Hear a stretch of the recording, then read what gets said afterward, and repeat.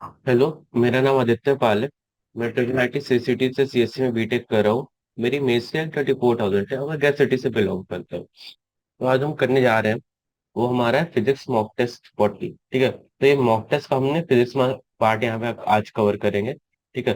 तो जैसा कि हमें पता है कि जो फिजिक्स का पार्ट है, ठीक है, वो हमेशा ट्राई करना चाहिए कि आप 1 आवर के अप्रोक्स उसको टाइम दो। ठीक है, 1 आवर से ज्यादा टाइम मत दो और 1 आवर से कम भी मत दो, मतलब अप्रोक्स 1 आवर, 50-55 मिनट तक चलेगा। ठीक है। तो वैसा है कि क्योंकि सबसे लॉन्गेस्ट पार्ट होता है ना अपने जेई मेंस के पेपर का, वो होता है मैथ्स। ठीक है, मैथ्स सबसे लॉन्ग होता है, तो उसको कम से कम ट्राई करो 1 आवर 20 मिनट्स देने का। ठीक है। और ये 20 मिनट्स कहाँ से निकाल के आओगे? तो 5 to 10 minutes from chemistry, 5 to 10 minutes from physics. ठीक है। और 10 to 15 मिनट्स फ्रॉम केमिस्ट्री। ठीक है, तो ये तुम्हारे स्ट्रैटेजी होनी चाहिए एक तरीके से। पेपर अटेम्प्ट करने की स्ट्रैटेजी तुम लोग के अकॉर्डिंग होगी, क्योंकि उसमें क्या होता है ना कि हर बच्चों को अलग अलग तरीके से जाने पड़ते हैं। ठीक है, तो ये सब चीज ध्यान देना। तो अब ये ज्यादा बातें नहीं करते हुए हम आते हैं क्वेश्चन नंबर 1 पे, फिजिक्स पार्ट के। ठीक है, तो क्वेश्चन नंबर जो 31 है, एक्चुअली वो क्वेश्चन नंबर 1 है। तो क्वेश्चन नंबर 1 अपना 31 है। ठीक है, तो हम क्वेश्चन नंबर 31 करेंगे। क्वेश्चन नंबर 31 बोल रहा है कि the sun radiates electromagnetic energy at the rate of 3.9 into 10 to the power 26 watts. Its radius is 6.96 into 10 to the power 8 meter. The intensity of sunlight at the solar surface will be। तो अपने पास एक सन है। ठीक है, वो क्या करता है, इलेक्ट्रोमैग्नेटिक वेव्स रेडिएट करता है। ये सन है। ठीक है, ये सन है, उसका इलेक्ट्रोमैग्नेटिक वेव्स रेडिएट करता है एट द रेट, उसका रेट है दिया हुआ है हमें। हमारा जो रेट है वो हो गया 3.9 into 10 to the power 6। ठीक है, रेट हमें 3.9 into 10 to the power 26 what दिया हुआ है। ठीक है, और जो रेडियस है सन का, वो हमें पता है 6.96 into 10 to the power 8 metre. तो हमें बोल रहा है कि intensity of light at the solar surface, तो ये सोलर सरफेस तुम्हारा क्या होगा? सोलर सरफेस तुम्हारा ये होगा। ठीक है, अब हमें ये पूछ रहा है कि इधर इंटेंसिटी ऑफ लाइट कितनी होगी। तो उसको निकालने के लिए हम क्या करेंगे, इंटेंसिटी होता है ना, उसका मतलब फॉर्मूला है, हमारा फॉर्मूला क्या आता है, पावर बाय एरिया। पावर हमें गिवन है 3.96 into 10 to the power 26, और एरिया हम निकाल लेंगे नीचे से। तो जब हम इसको निकालते हैं तो हमें ये 6.4 into 10 to the power 7 what पर मीटर स्क्वायर आता है, जो कि हमारे को बोलते हैं कि हमारा सोलर कांस्टेंट है। ठीक है, तो ये चीज ध्यान रखने वाली थी। ठीक है, अब क्वेश्चन नंबर 2 पे आते हैं। तो क्वेश्चन नंबर 2 बोल रहा है, when one compute the square root of the ratio of permeability of the free space to the permittivity of free space, one obtains mu under root mu naught by epsilon naught equals to 377। ठीक है, what is the unit of this quantity? तो ये काफी अच्छा question है, क्योंकि इसमें आपको मतलब वो न्यूमेरिकली कुछ सॉल्व नहीं करना है, बस आपको इधर ये डायमेंशन एनालिसिस करके आपको इसकी यूनिट्स निकालनी है। तो फर्स्टली हम जैसे कि जानते हैं, जो म्यू नॉट होता है ना, उसका जो यूनिट होता है वो होता है ओम सेकंड पर मीटर। म्यू नॉट का यूनिट क्या होता है? ओम सेकंड पर मीटर। और हम कैसे क्या होता है कि हम सी स्क्वायर है ना, c square equals to 1 by mu not epsilon not. ठीक है, सी अपना वेलोसिटी ऑफ लाइट होता है। तो अगर तुम यहाँ से देखो, तो यहाँ पे तुमको मीटर पर सेकंड स्क्वायर, ठीक है, मीटर स्क्वायर पर सेकंड स्क्वायर इस टाइप का हो जाएगा। और जो तुम्हारा म्यू नॉट एप्सिलॉन नॉट है ना, म्यू नॉट का हो गया ओम सेकंड पर मीटर। ठीक है, तो एक्चुअली ये करने की जरूरत नहीं है। हमें बस यहाँ से ना एप्सिलॉन नॉट की मतलब क्या बोलते हैं, जो हमें क्या निकालना है, हमें निकालना है इसकी वैल्यू। ठीक है, mu naught by epsilon not, और एप्सिलॉन नॉट का वैल्यू 1/c² म्यू नॉट। ठीक है, इसके बराबर होगा। तो अगर हम इसको करें और इसमें क्या बोलते हैं, यहाँ पे इसको वैल्यू डालें, तो हमारा आ जाएगा x into c² mu naught square. ठीक है, तो ये हो जाएगा म्यू नॉट, मतलब स्क्वायर रूट से बाहर आ जाएगा म्यू नॉट और सी। ठीक है, और म्यू नॉट का तुम्हारा क्या है, ओम सेकंड पर मीटर, और इसका क्या होगा, सी का metre per second. Metre per second पर मीटर कट के बस ओम बचेगा, तो अपना आंसर यहाँ पे क्या हो जाएगा, फोर्थ ऑप्शन ओम्स। ठीक है, क्वेश्चन नंबर 33 पे चलते हैं। What is the average energy density of magnetic field in an electromagnetic wave having a frequency of 5 × 10⁴ hertz and amplitude of 10 volt पर मीटर? ठीक है। तो हमारे पास जो इलेक्ट्रोमैग्नेटिक वेव है उसकी फ्रीक्वेंसी दी हुई है 5 × 10⁴ हर्ट्स। ठीक है। और जो हमारे को एम्पलीट्यूड दिया हुआ है उसका वो दिया हुआ है 10 वोल्ट पर मीटर। ठीक है। तो ये हमें इलेक्ट्रोमैग्नेटिक वेव्स की इतनी इनपुट दी हुई है। अब हमसे हमारे से एवरेज एनर्जी डेंसिटी बोल रहा है। तो एवरेज एनर्जी डेंसिटी को हम लिखते हैं, एवरेज एनर्जी डेंसिटी को हम लिखते हैं mu e equal to half epsilon not e square equal to, हम ये सब ये लिख के half epsilon not e not by root two. E not तुम्हारा क्या होगा? Energy of the wave. ठीक है। तो ये हमारा बन जाएगा 1/4 epsilon not e not square. ठीक है। तो हम सारी वैल्यूज यहाँ जब पुट करते हैं, तो हम जब सारी वैल्यूज यहाँ पुट करेंगे तो हमारी वैल्यू हो जाएगी 2.2 इंटू 10⁻⁻12। सॉरी, इधर 10⁻⁻10 होगा, क्योंकि देखो एक चीज बताता हूँ।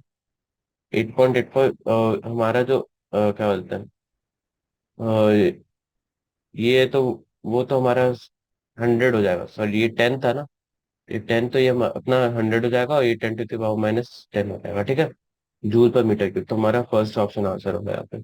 अप्रोक्सीमेट है वो, तो आप चिंता मत करो। एक क्वेश्चन है भाई यहाँ पे है, a light consist of two wavelength 650 meter and 520 nanometer is used to obtain inference fringes in a young double-slit experiment. Find the least distance in millimeter from a central maximum where the brightness fringe due to the both wavelength coincides. It is given that the distance between the slits is 3 millimeter and the distance between the plane of the slits and screen is 150 centimeter. तो जैसा कि हम जानते हैं कि the least distance from the central maximum where the brightest fringe due to the both wavelength coincide is given by s equals to lambda 1 into lambda 2 divided by lambda 1 minus lambda 2 into d by d। ठीक है। Where lambda 1 and lambda 2 are the two wavelengths, d is the distance between the plane of the slits and the screen, d is the distance between the slits। ठीक है। तो हम सारी values को जब यहाँ सब्स्टिट्यूट करते हैं और इसको जब सॉल्व करते हैं, तो हमारे को जो x की वैल्यू यहाँ पे आती है वो आती है हमारे को 1.3 मिलीमीटर। तो जो therefore the least distance from the central maximum where the bright fringes due to the both wavelengths coincide is 1.3 millimetre. अब हमें एक क्वेश्चन आता है, क्वेश्चन नंबर 35 पे सेम YDSC के पे है that both slits produce equal intensities on a screen, a 100% transparent thin film of refractive index mu equal to 1.5 is kept in front of one of the slits, due to which the intensity of NO becomes 75% of the initial value. If the wavelength of the monochromatic light is 720 nanometer, then what is the minimum thickness of the in nanometer of the film? तो देखो, हमारे को जैसा पता है wavelength of light यहाँ पे 6000 angstrom है। रिफ्रैक्टिव इंडेक्स ऑफ ग्लास जो तुम्हारी थिन फिल्म है, जो तुम्हारी थिन फिल्म है, उसकी 1.5 है। ठीक है। और हम क्या करते हैं ना, लेट इंटेंसिटी भी आई, फेज डिफरेंस भी डेल्टा, पार्ट डिफरेंस भी delta S and thickness of film भी टी। ठीक है। And refractive index of film भी यू, यू की हमें वैल्यू दी गई। मैक्सिमम इंटेंसिटी विदाउट फिल्म, तो आई मैक्स क्या होगा हमारा, I not plus I not plus 2 √I0 cos 0 that is 4I0। ठीक है। ये तुम्हारा मैक्स हो गया यहाँ पे। अब क्या होता है ना, हमारा 75% क्या होगा 4I0 का, तो अपना वो 3I0 होगा। तो 3I0 equal to I0 plus I0 plus 2 √I0 I0। ठीक है। तो वो क्या होगा तुम्हारा वैल्यू, तो ये तुम करोगे तो यहाँ पे एक I0 आएगा। ठीक है। और ये 2I0 है, मतलब तुम्हारा कॉस डेल्टा का वैल्यू 1/2 आ रहा है। तो डेल्टा का तुम्हारा एवरेज वैल्यू हो गया 2n+1 π/3। ठीक है। तो पाथ डिफरेंस और फेज डिफरेंस रिलेशन यूज करके डेल्टा इक्वल टू 2 π λ x इक्वल टू 2 π λ μ−1, हम लिख सकते हैं 2n+π/3 equal to 2 π/λ μ−1 into T. ठीक है। तो यहाँ से जब हम इसको कैलकुलेट करते हैं तो पाई पाई कटेगा। ठीक है। लैम्डा उधर जाएगा और लैम्डा, तो यहाँ से t equals to 2n+1 by μ−1, और तुम्हारा ये लैम्डा ऊपर जाएगा तो λ/3। ठीक है। और λ/6 हो जाएगा, सॉरी 2 भी तो आ रहा है। तो तुम्हारा ये थिकनेस हो गया। और तो सब वैल्यूज जब पुट करोगे तो तुम्हारी थिकनेस की वैल्यू आएगी 2 × 10⁻⁻7। तो ये तुम्हारी वैल्यू आई। तो हमें पूछा क्या जा रहा था कि thickness, what is the minimum thickness. तो जो मिनिमम थिकनेस अपनी इसमें आएगी, मिनिमम थिकनेस हमारी आएगी, मिनिमम थिकनेस तुम्हारी 0.2 माइक्रोमीटर आती है। क्वेश्चन नंबर 36 है, in a YDSC experiment the distance between the slit is d equals to 0.25 centimeter and the distance of lens d equals to 120 centimeter from the slits. If the wavelength of light uses lambda equals to 6000 angstrom and intensity I naught is the intensity of central maximum, then what is the minimum distance of the point from the center where the intensity is I naught by 2 is k k to 10 to power minus 5 meters. ठीक है, find the value of के। तो क्या है ना कि जैसे कि हम जानते हैं कि हमारे पास क्या क्या गिवन है। हमें डी गिवन है, डी गिवन है, स्मॉल डी और लार्ज डी गिवन है, लैम्डा की वैल्यू गिवन है। और सेंट्रल मैक्सिमम के लिए जो फॉर्मूला हम लगाते हैं वो हमारा होता है x equal to d n lambda by d. अगर x equal to d n lambda by d करते हैं, ठीक है, तो हम इससे सारी वैल्यूज पुट करेंगे। तो सारी वैल्यूज जब पुट करते हैं, ठीक है, तो जब सारी वैल्यूज हम पुट करेंगे तो हमारी एक्स की वैल्यू 4 × 10⁻⁵ आ रही है। ठीक है, तो ये जो एक्स तुम्हारी है ना, तो ये जो तुम्हारी एक्स वाली पॉइंट है ना, यहाँ पे मैं तुम्हारी पॉइंट की इंटेंसिटी I0/2 होगी। ठीक है, तो यहाँ पे तुम्हारी आंसर भी तुम्हारा 4 × 10⁻⁵ है। यहाँ पे तुम्हारी I0/2 होगी। ठीक है, इंटेंसिटी विल बी I0/2। वो सेंट्रल मैक्सिमम है, तुम्हारा I0 है सेंट्रल मैक्सिमम। तो जो तुम्हारी जो ये 4 × 10⁻⁵ है ना, वो तुम्हारी फर्स्ट सेपरेशन आ रही है। तो वहाँ पे तुम्हारा I0/2 फिर उसका I0/4 वैसे में घटेगी। ठीक है, क्वेश्चन नंबर 37 है कि a galvanometer of resistance 25 ohm is connected to a battery of 2 volt along with a resistance of 3000 ohm. In this case, a full scale of deviation deflection of 30 units is obtained in the galvanometer. In order to reduce the deflection to 10 units, how much more resistance in ohms should be added to the circuit? जैसे तुम देख रहे हो, ये galvanometer है, यहाँ पे तुम्हारा 25 ओम की यहाँ पे रेजिस्टेंस है और 2 वोल्ट की यहाँ पे बैटरी है। ठीक है, तो जो क्या बोलते हैं, हाँ, तो तुम्हारी जो 300 ओम की रेजिस्टेंस है गैल्वेनोमीटर और 2 वोल्ट की बैटरी है, तो तुम यहाँ से तुम देख सकते हो ये तुम इस सर्किट में जब तुम ईएमएफ निकालोगे V equals to I G plus R. ठीक है, तो तुम्हारा जो करंट होगा ना, वो तुम्हारा करंट आएगा आई जी बाई क्या बोलते हैं, नीचे में 3000+25 तो तुम्हारा नीचे 3025 आ जाएगा। और ऊपर में जो तुम्हारा आएगा वो आएगा, वोल्टेज तुम्हारा गिवन है 2 वोल्ट, तो तुम्हारा 2 वोल्ट। ठीक है, तो तुम्हारा करंट आएगा 2/3025 एम्पियर्स। ठीक है, तो तुम्हारा ये 2/3025 एम्पियर्स आ रहा है। और if the resistance R is used to be series in galvanometer है, तो तुम्हारे ये फिर वापस आ जाएगा 2/R डैश प्लस 2 पर। तो फिर अगर दोनों चीजों को हम जब सॉल्व करते हैं ना, ये क्या हमारा 2/3 ऑफ आई जी। ठीक है, अगर दोनों चीज को हम सॉल्व करेंगे तो हमारे को जो आर डैश की वैल्यू आती है वो हमारी 4514 आती है। ठीक है, अब यहाँ पे V1 और V2 का रेशियो निकाला था, तो ये तो तुम ऊपर ऊपर देखोगे। ठीक है, तो ये तुम्हारा जो तब तो तुम दोनों का डिफरेंस ले तो सब कुछ सॉल्व करोगे तो तुम्हारा फाइनल आंसर 191.66 ओम आएगा। एक बार सॉल्यूशन देख लो अच्छे से। क्वेश्चन नंबर 38 चलो। क्वेश्चन नंबर 38 बोल रहा है कि sensitivity of moving coil galvanometer is S. If a shunt of 1/8 of the resistance of galvanometer is connected to the moving coil galvanometer, its sensitivity becomes। तो हम जैसे जानते हैं कि सेंसिटिविटी हमारा क्या बोलते हैं सेंसिटिविटी एस है, और हम एक शंट ऐड करें वो G/8 है। तो हम जैसे जानते हैं S = G n-1। तो n-1 और इसको दोनों को जब कंपेयर करते हो तो n = 9 तुम्हारा आता है। ठीक है, तो n = 9 तो हमारा क्या होगा, जो n-1 है, n जो हमारा वो लोअर रेशियो है। ठीक है, तो हमारा 1/9 टाइम्स उसकी जो वो क्या बोलते हैं सेंसिटिविटी गिर जाएगी, तो हमारा S/9 हो जाएगा। ठीक है, ये ऑप्शन। क्वेश्चन नंबर 39 पे आता है। क्वेश्चन नंबर 39 बोल रहा है कि voltmeter has a resistance of 90 ohm and is connected across the cell of unit of 10 volts and the internal resistance 10 ohm. Reading of voltmeter in the volt will be. जैसे कि हमें पता है कि हमारे पास resistance 90 ohm है और cell of unit 10 volt with internal resistance 10 volt है। ठीक है, तो हम इसको इजिली निकाल सकते हैं क्या बोलते हैं ईएमएफ को यूज करके। ठीक है, तो मतलब इफेक्टिव ईएमएफ को यूज किया हमने यहाँ पे। इफेक्टिव ईएमएफ का फॉर्मूला ER+R। ठीक है, आर हो गया एक्सटर्नल रेजिस्टेंस, आर हो गया इंटरनल रेजिस्टेंस, तो दोनों को हमने यूज किया तो हमारे पास जो आंसर यहाँ से आता है, तो हम जब इसको वी का वो क्या बोलते हैं, ये तुम्हारा इंटरनल रेजिस्टेंस हो गया। एक्चुअली इफेक्टिव ईएमएफ नहीं, तो इसको हम बोल सकते करंट ही बोल सकते, करंट है ये, सॉरी। तो हमारे पास यहाँ से जो रीडिंग ऑफ वोल्ट मीटर जो हमारी आएगी वो है V = IR। ठीक है, तो तुम्हारा आई का वैल्यू क्या है, तुम्हारा EMF by resistance plus internal resistance into जो तुम्हारा बाहर वाला रेजिस्टेंस हो गया। जब तुम इसको कैलकुलेट करोगे तो तुम्हारा ये 9 वोल्ट आंसर आती है। ठीक है, सर्किटली देखो तो तुम मेरे को ऐसे बताता हूँ। ये तुम्हारा क्या होगा कि ये तुम्हारी बैटरी है, उसमें इंटरनल रेजिस्टेंस है कुछ, और ये तुम्हारी ये रेजिस्टेंस है। तो और वोल्ट मीटर हमेशा इसके इधर लगता है, वो वोल्ट मीटर है तुम्हारा।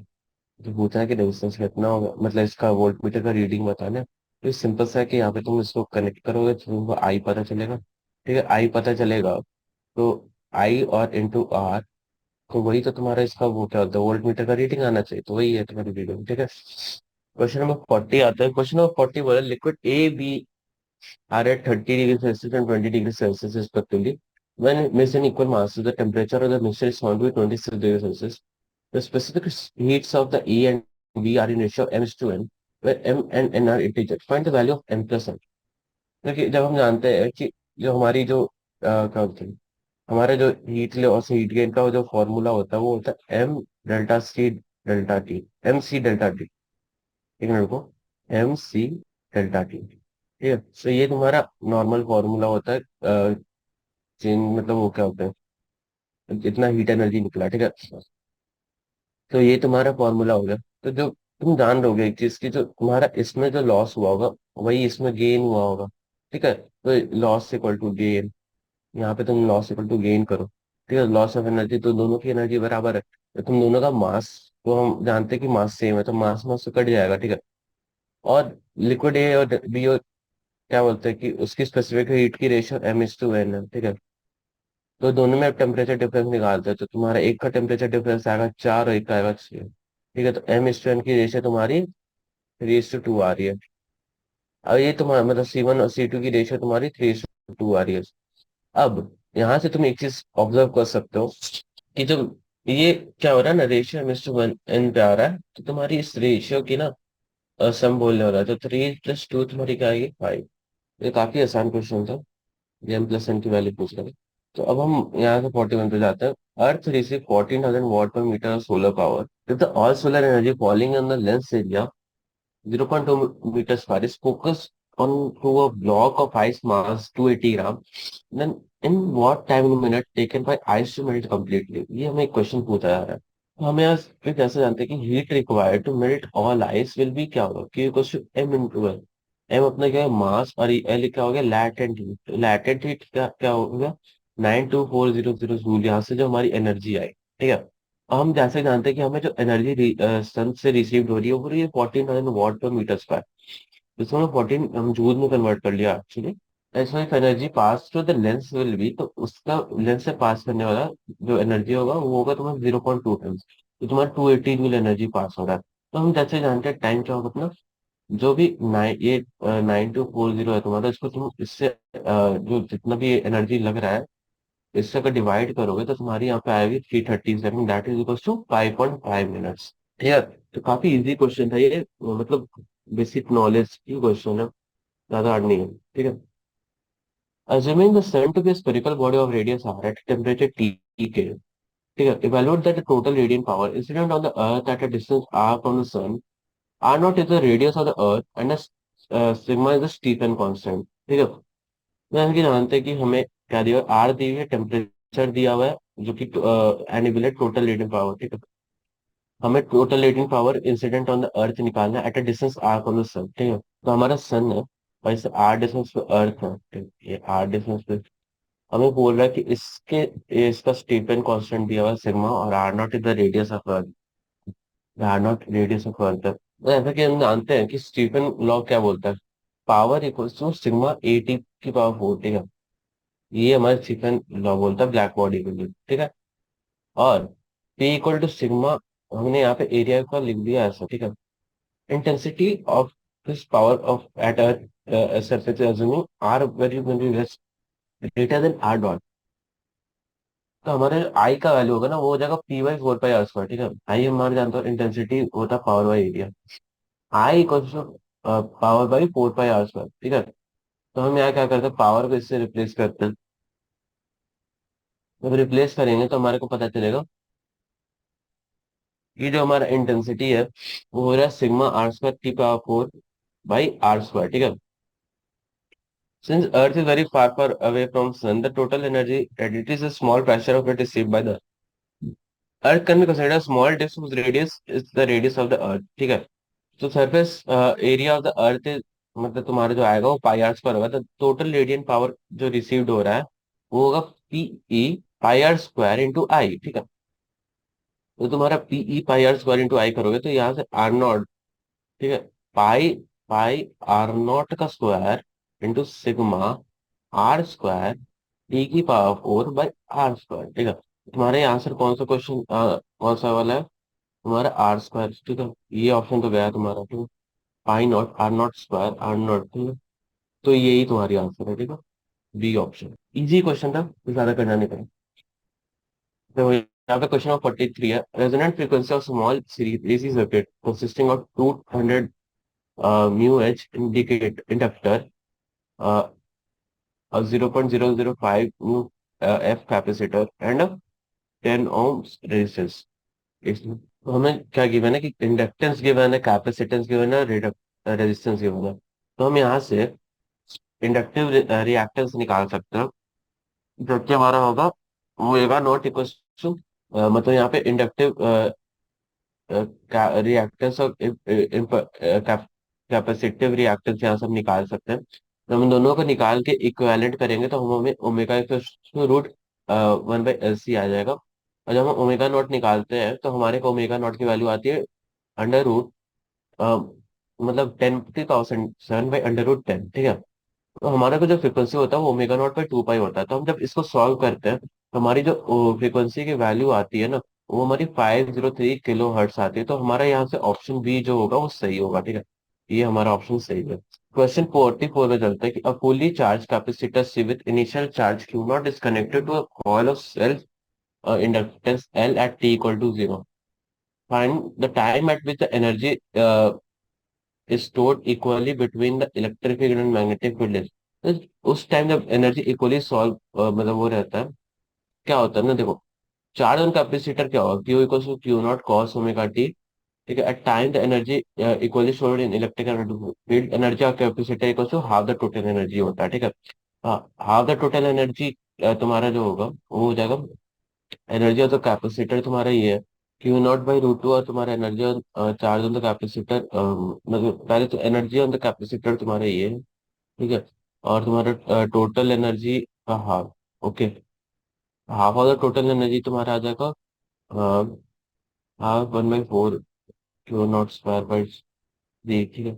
तो तुम्हारा जो एनर्जी आ जाएगा वो हो जाएगा Q0/√2, ठीक है। तुम लोग को कैलकुलेट करोगे तो Q0/√3 को सिर्फ Q0 cos omega T, cos omega T की वैल्यू तुम्हारी यहाँ से 5/4 आ रही है।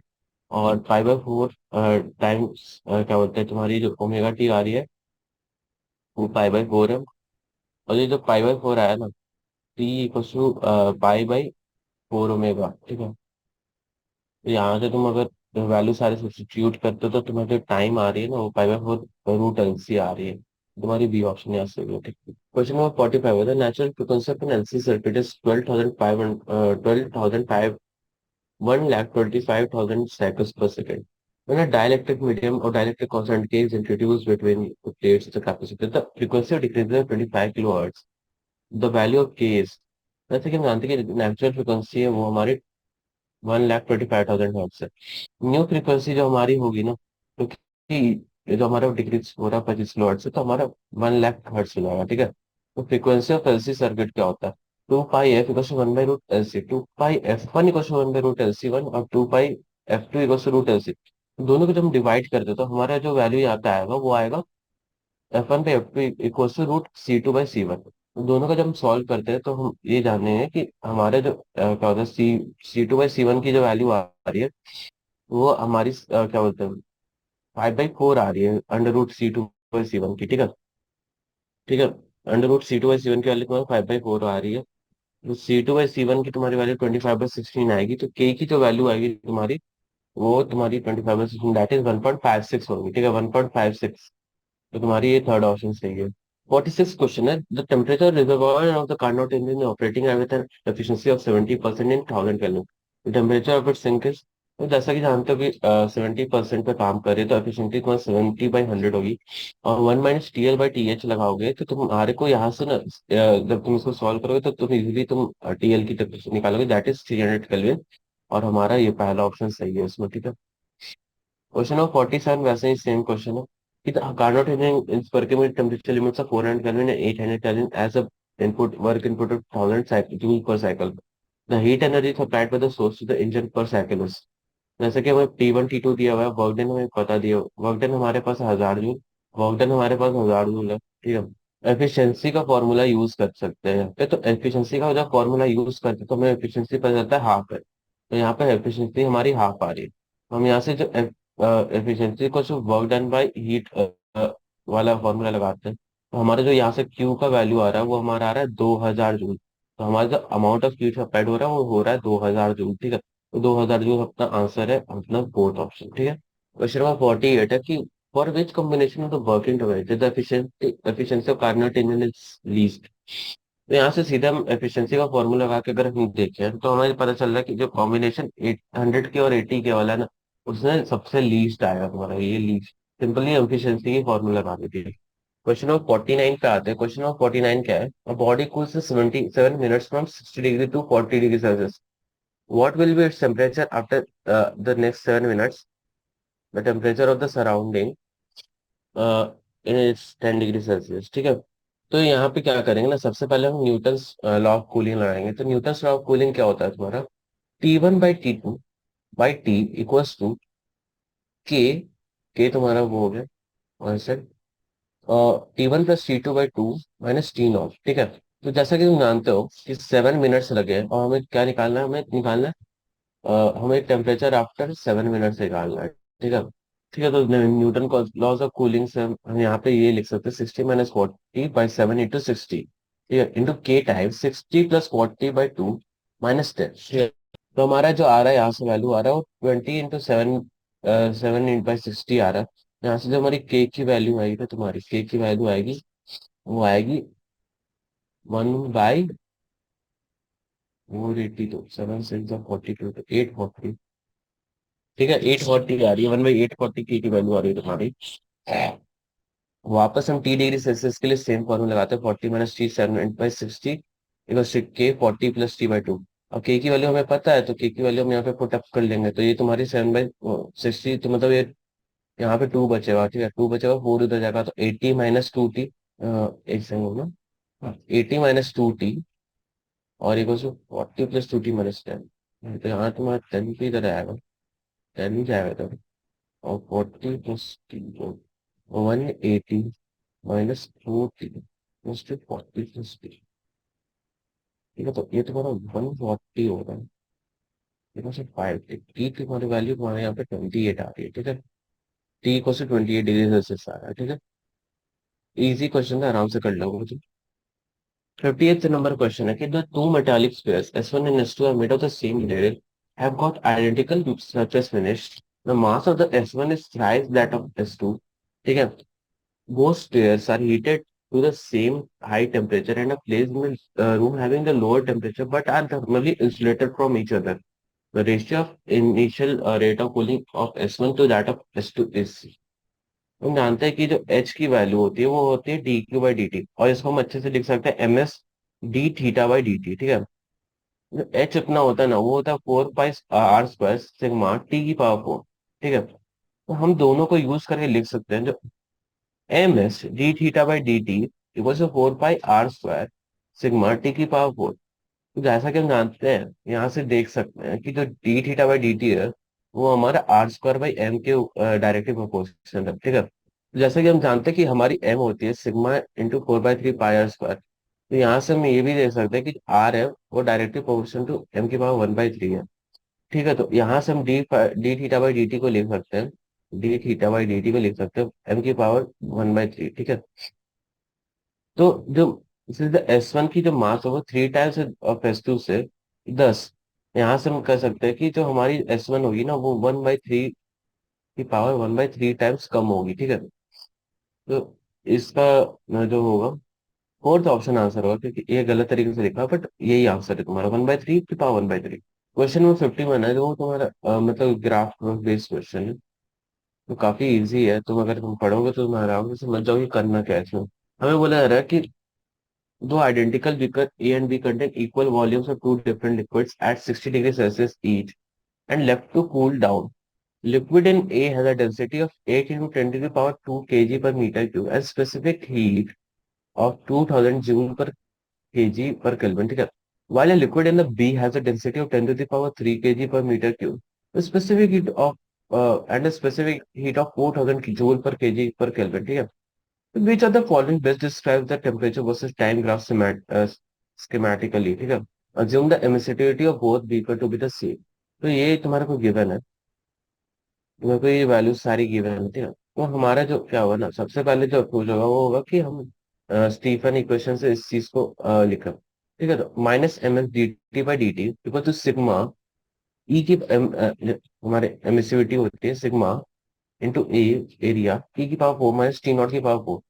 तुम इसको जब तुम सॉल्व करते हो, तुम इसको जब सॉल्व करते हो आगे सॉल्व करते जाओगे, तुम्हारे को फाइनली जो इक्वेशन तुम्हारे को फाइनली मिलती है वो होती है टी को टी नॉट टी की पावर आई माइनस टी की power T one minus T not e की पावर माइनस के टी.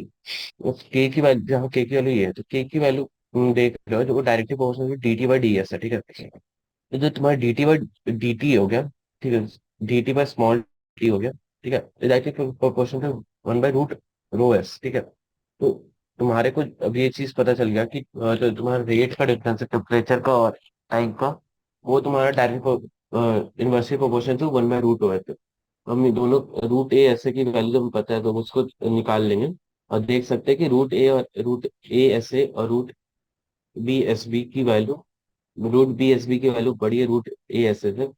रो ए और rho a into rho a into s a की जो वैल्यू छोटी है root rho b into s b से. ठीक है. तो हमारा यहाँ से क्या होगा कि ये इन्वर्सली प्रोपोर्शनल है तो जो डी टी ए होगा वो ज्यादा बड़ा होगा डी टी बी से. ठीक है. यहाँ से हम एक ही ग्राफ है तो हम इनको कर सकते हैं कि वो ये चीज फॉलो कर रहा है. वो हमारा क्वेश्चन ऑप्शन क्या होता है, हमारा जो ऑप्शन है जिसमें बी ऊपर है और ए नीचे है. ठीक है. तो हमारा जो ऑप्शन बी है वो करेक्ट. 52 है. Cathode ray velocity 10 to the power 6 metre per second describe an absolutely circular path of radius 1 meter in an electric field 300 volt per meter. ठीक है. If the velocity of cathode rays are doubled, the value of electric field so that the ray describe the same circular path will be. ठीक है. तो ये तुम्हारे को question दिए हुए है जिसमें मुंह से कुछ वैल्यूज करना है. तो तुम सबसे पहले क्या करोगे कि जब cathode rays are compose of electron when they move in the electric field, तो तुम्हारे को फोर्स का पता है कि इलेक्ट्रॉन मतलब जो charge into electric field Q E होता है. ठीक है. तो जो हम जानते हैं कि जो फोर्स उस पर एक्ट कर रहा है वो एक सेंट्रीपिटल फोर्स उसको जरूरत पड़ेगी. तो ये जो तुम्हारा F equal to M we square है वो सेंट्रीपिटल फोर्स का है. दोनों का जब तुम इक्वेट करोगे m we square by r equal charge into e, तो अगर तुम इससे आर की वैल्यू निकालोगे तो तुम आर की वैल्यू यहाँ से निकाल सकते हो इजीली. तो तुम्हारा ये आर की वैल्यू तुम्हारा m we square by e into e. ठीक. अब जब वेलोसिटी डबल वन वेलोसिटी को डबल करते हैं तो same circular path is followed. तो यहाँ पे रेडियस सेम रहेगा तुम्हारा. तो जो तुम्हारा चेंज कर रहा है ना वो तुम्हारी इलेक्ट्रिक फील्ड होगी. ठीक है. तो जो स्टार्टिंग वाली इलेक्ट्रिक फील्ड थी वो थी तुम्हारी 300, और जो दूसरी वाली होगी वो तुमसे वो पहले से 4 गुना ज्यादा होगी क्योंकि वो वेलोसिटी के इफेक्ट को नलीफाई करने के लिए.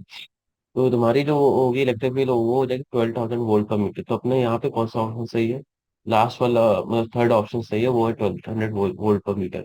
53 क्वेश्चन है. A small particle of mass m and charge is dropped in a uniform magnetic field B. The maximum vertical displacement given by is given at h equals to m n n m square g root q square b square. ठीक है. Find the value of m. तो हम जैसे जानते हैं कि M G H जो तुम्हारा होगा ना इस केस में वो अपना हाफ एम वी स्क्वायर के बराबर होगा. तो तुम्हारा जो वेलोसिटी होगा वो तुम्हारा रूट टू जी एच होगा. Eight lowest point the velocity becomes horizontal, मतलब जो तुम्हारा वी एस होगा वो तुम्हारा वी के बराबर हो जाएगा रूट टू जी एच के बराबर. जैसा कि हम जानते हैं कि वहां पे लोएस्ट हॉरिजॉन्टल पॉइंट पे ऐसा हो रहा है. ठीक है.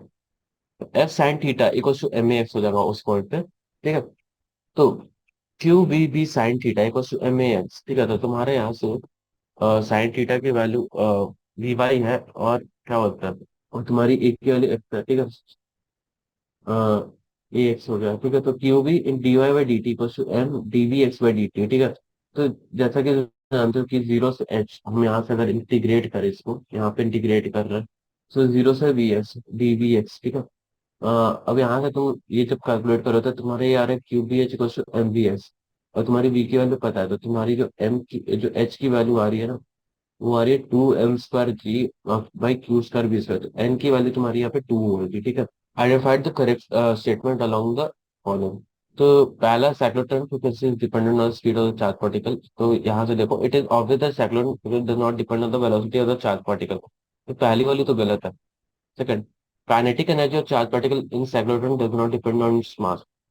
तो kinetic energy of charge particle does not depend on its mass, ठीक है।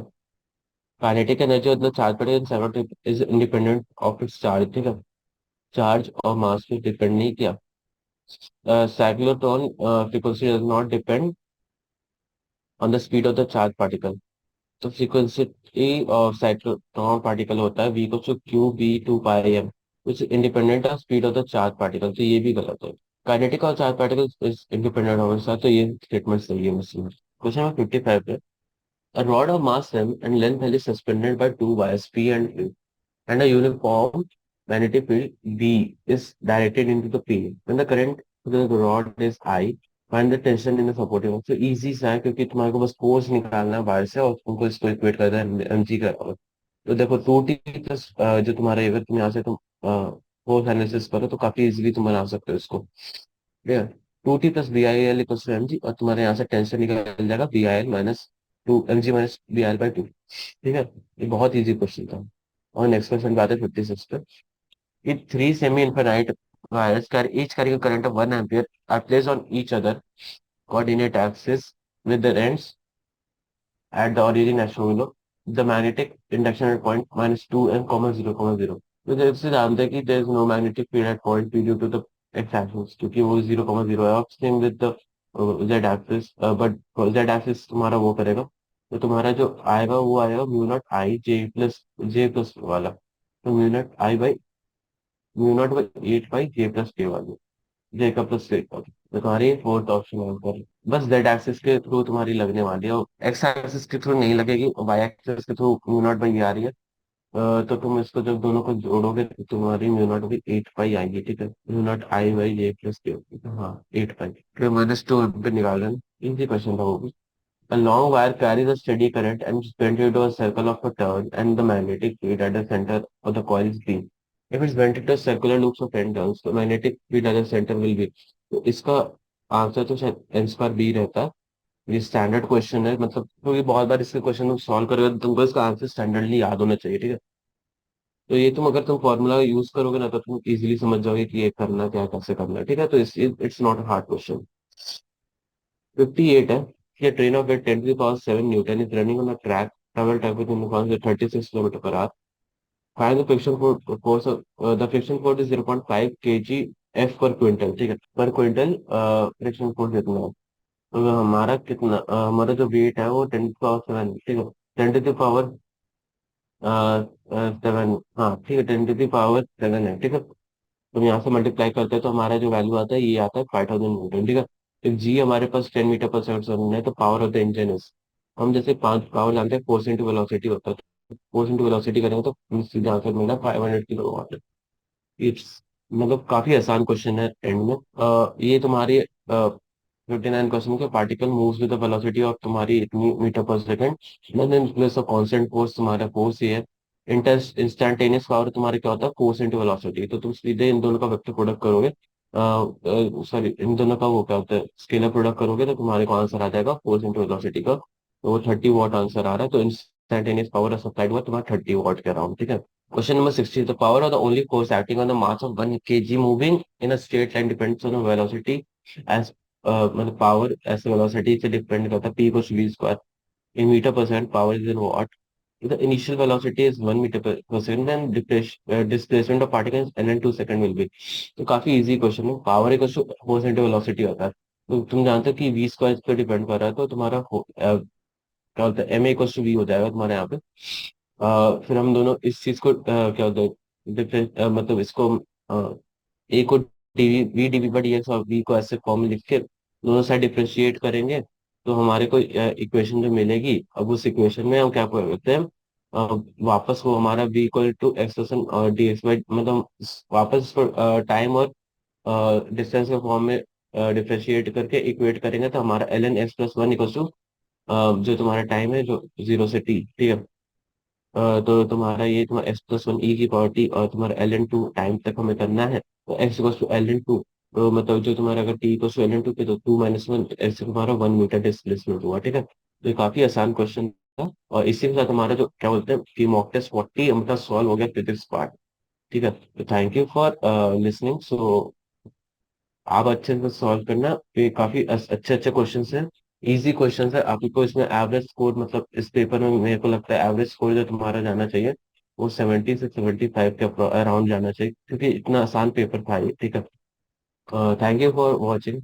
I am ending the session.